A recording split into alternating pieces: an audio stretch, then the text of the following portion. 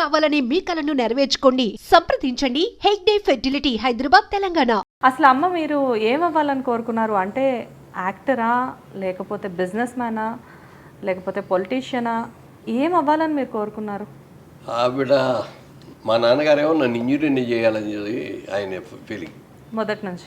నేను intermediate college జరగానే ఒక కాలేజీలో మంచి కాలేజీలో సీటు అవన్నీ కూడా ఏర్పాటు చేసి ఎంపీసీ తీసుకున్నారు అప్పట్లో? అప్పుడు ఎంపీసీ, అప్పట్లో ఆ రోజుల్లో ఎంపీసీ తీసుకుంటే గ్రేట్. అవును, ఎంపీసీ సీట్ రాకపోతే బైపీసీ లేకపోతే ఇంకోటి తీసుకున్నాం. మేమందరం ఎంపీసీ స్టూడెంట్స్ అని ఫెయిల్ అయ్యటం ఇది పోవడంతో ఇక అది వదిలేసాం అనుకోండి. అనుకోకుండా బిజినెస్లోకి వచ్చాం. ఆ బిజినెస్లోకి వచ్చే రోజు కూడా యాక్చువల్గా ఏమైందంటే ఇంట్లో ఇద్దరు ఆడపిల్లలకి పెళ్ళిళ్ళు అయ్యేటప్పటికి మనకున్న ఆస్తులు అవన్నీ కూడా తరిగిపోయింది. సో వ్యాపారం చేద్దామంటే డబ్బులు లేవు, ఉద్యోగం చేద్దామంటే డిగ్రీ లేదు. అలాంటి టైంలో మా ఫాదర్కి తోడలుడు గారు, ఆయనకి ఏలూరులో మంచి బిజినెస్ ఉంది, ఆయన విజయవాడలో బ్రాంచ్ పెడదామని ఆలోచించి నన్ను పిలిచి అడిగాడు. ఇట్లా విజయవాడలో బ్రాంచ్ పెడదాం అనుకున్నా, నువ్వు వర్కింగ్ పార్ట్నర్గా ఉంటావా అని. ఉంటానండి అన్న. షేర్ కడతావా అంటే నాకు షేర్ దగ్గర డబ్బులు లేవండి. డబ్బులు ఉంటే షేర్ కలిసేవాడు. మిడిల్ క్లాస్ ఫ్యామిలీయా సార్? అంటే ఫ్యామిలీ బాగా రిచ్ ఫ్యామిలీ, బట్ గ్రాడ్యువల్గా తగ్గిపోతా వచ్చింది. Okay okay. మంచి మా ఊర్లో బేడా గీడ చాలా పెద్దవి ఉన్నాయి, అన్నీ కూడా ఆస్థానాలు అవన్నీ ఉన్నాయి కానీ దాంట్లో ఏం లేదు కానీ. బట్ సో అప్పుడు ఆ కంపెనీలో వర్కింగ్ పార్ట్నర్గా చేరితే నెలకు 100 రూపాయల జీతం, 15 పైసలు లాభాల్లో వాటా. వావ్. ఆ కంపెనీలో చేరి ఆ కంపెనీలో బాగా కష్టపడి పనిచేసి కంపెనీని బాగా అభివృద్ధి చేసి తర్వాత మళ్ళీ మా చిన్నాన్నగారే నేను నా షేర్ ఇచ్చేద్దాం అనుకుంటాను అని చెప్పి నా దగ్గర అప్పటికి కూడా డబ్బులు ఉద్యోగం జీతంతో 100, 150, 200లతో ఏమి మెయింటైన్ చేస్తాం ఫ్యామిలీని. తిరదాంతా సానికే సరిపోయేది. కొన్ని ఇంటి దగ్గర నుంచి పప్పులు, ఉప్పులు, బియ్యం అవన్నీ ఇంటి ఇళ్ళ దగ్గర సరిపోయి దాంతో బ్రహ్మాండంగానే ఉండేవాడు. పెళ్ళైనా 2 పిల్లల్లాగా, అమ్మాయి అబ్బాయి. ఓ, ఇండస్ట్రీకి రాకముందే పెళ్ళవడం? పిల్లలు అంటే నా 33rd ఇయర్లో నేను సినిమాకి వచ్చింది. అప్పుడు కూడా మొదటి అంతకుముందు చాలాసార్లు ఆఫర్లు వచ్చినాయి, సినిమాలోకి రా, బాగుంటావు కదా నువ్వు రా, అది అంటే కూడా నాకు వద్దులేండి, నాకు బిజినెస్ మీద నాకు ఇంట్రెస్ట్. బిజినెస్ స్టార్ట్ చేసాం ఆల్రెడీ, అది చాలా సక్సెస్ఫుల్గా ఉంది. అప్పటికే మీతో పాటు చదువుకున్న ఫ్రెండ్స్ హీరోలు అయిపోయి ఉంటారుగా? హీరోలు అయిపోయారు. అప్పటికి కృష్ణ గారు హీరో అయిపోయారు, శోభన్ బాబు గారు హీరోగా కాకముందు నాకు తెలియపోయినా శోభన్ బాబు గారు హీరో అయిన తర్వాత ఆయన చాలాసార్లు సందర్భాల్లో కలుసుకున్నప్పుడు మీరు ఎందుకు ట్రై చేయరు, మీరు బాగున్నారు కదా, పర్సనాలిటీ బాగుంది, ఇన్ని బాగున్నాయి, మీరు రావచ్చు కదా అంటే, ఏమండి నాకు బిజినెస్ మీద ఇంట్రెస్ట్ అండి, బిజినెస్ కూడా చేసుకుంటున్నాను, బాగుంది, నాకు ఇదే సాటిస్ఫాక్షన్ అండి, సరదా కోసం నాటకాలు వేస్తున్నాను, ఆ తర్వాత సరదా కూడా తీరిపోతుంది, ఇక చాలండి అన్న.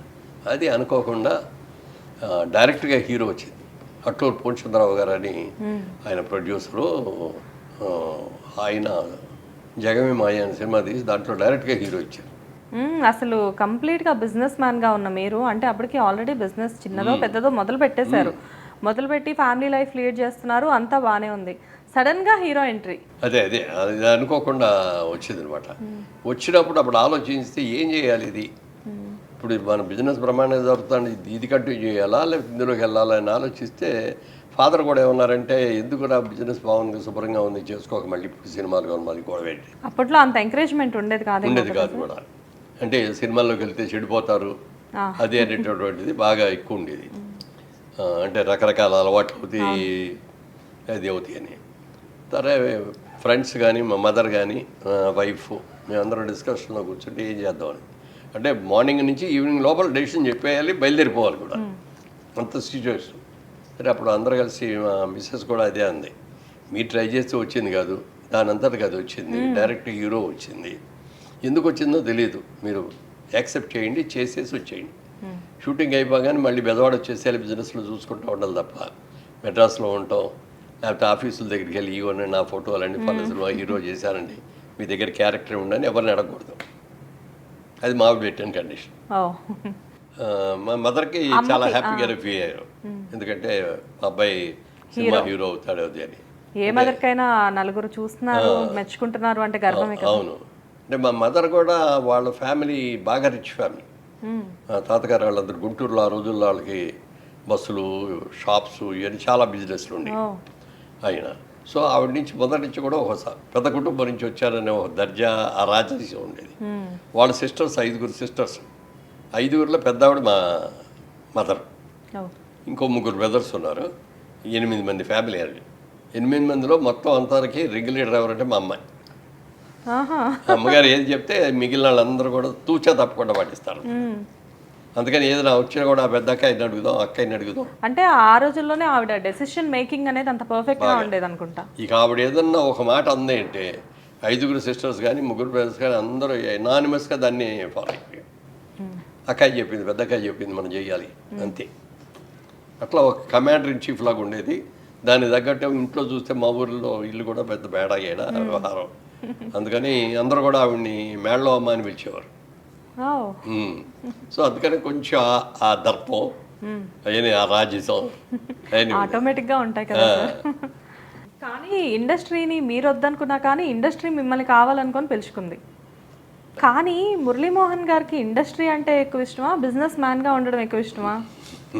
నిజంగా చెప్పాలంటే బిజినెస్ మ్యాన్ అంటేనే ఇష్టం నాకు. బిజినెస్ మ్యాన్ అంటేనే ఇష్టమా? కాబట్టి ఏంటంటే సినిమా అనేది ఏంటంటే దీంట్లో కొన్ని కష్టాలు ఉంటాయి, కొన్ని సమస్యలు ఉంటాయి, కొన్ని చెడు అలవాట్లు వచ్చే అవకాశాలు ఉంటాయి. అలా అని కాదు కానీ సినిమా అనేటప్పటికీ ఏ ఊరు వెళ్ళినా మనం గుర్తుపడతారు. సెలబ్రిటీ, అందరూ సెలబ్రిటీ బాగా చేస్తారు ఆప్యాయంగా. ఎక్కడికి వెళ్ళినా సార్ మా ఇంటికి రండి సార్, కాఫీ తాగి వెళ్ళండి సార్, లేకపోతే భోజనం చేసి వెళ్ళండి సార్ అని అట్లా అంత ప్రేమగా ఒక ఫ్యామిలీ మెంబర్ లాగా ట్రీట్ చేస్తారు.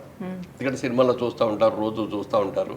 ఇంటర్వ్యూల్లో మనం చెప్పే మాటలు కానీ ఈ కానీ పేపర్లు వచ్చే వార్తలు కానీ అన్నీ చూసుకోవడం, ఎవరు ఎట్లాంటి వ్యక్తి అనేది కూడా వాళ్ళకి తెలిసిపోతుంది. ఇప్పుడు ఉన్న మీడియా ప్రకారంగా అయితే డే టు డే వర్క్ కూడా వాళ్ళు మంచి చేస్తే పెద్ద రోజులు పెద్ద చెప్పుకోరేమో కానీ చెడు చేస్తే మాత్రం ఉతికి పారేస్తున్నారు వాళ్ళ మీడియా. చిన్న తప్పు జరిగితే దాన్ని అదే రొటీన్గా వేసి అందుకని చాలా జాగ్రత్తగా ఉన్నాం. నాకు సినిమాల్లో మనం అట్లూరు పూర్ణచంద్రరావు గారు ఇచ్చిన నన్ను డైరెక్టర్గా పైకి తీసుకొచ్చింది దాసరి నారాయణ గారు. ఆయన నన్ను చూసి, నా ప్రవర్తన చూసి, నా పర్సనాలిటీ చూసి నా సినిమాల్లో నీకు ఇస్తాను,